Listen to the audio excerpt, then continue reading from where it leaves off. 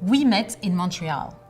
It would have been impossible, I think. We very often we discuss that. I come from the suburb of Paris, disadvantaged area. He comes from a castle somewhere in Belgium. Am I over-exaggerating here? I don't think so, but he comes from a good family, so it would have never, honestly, it would have never happened in Europe. I think so. Our trajectory were so different, I think, and there are so many barriers in terms of socioeconomic, backgrounds and because culture. You come from a dangerous, area, of course. A dangerous area. Nobody goes there. Yeah. So, this is why I think it's magic. Not just magic, but it's really what Montreal produces. Montreal produces stories like this. Montreal produces, how can I say, collaborations, because it's not just a love story, it's also a question of aspirations. I really wanted to do something that has a profound meaning, I really wanted, like I said, to contribute to a place where I feel I belong.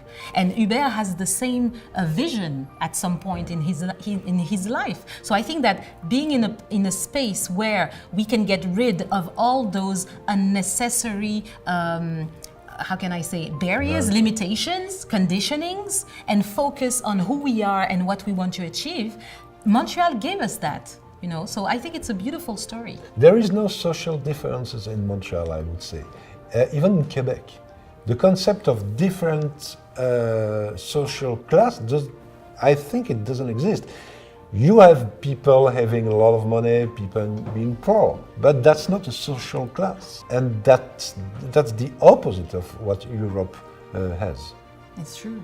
And that's amazing. And because of these differences, it's impossible for someone from a certain social class to meet someone from another. It's not impossible, but it's not. But the city is not made for that.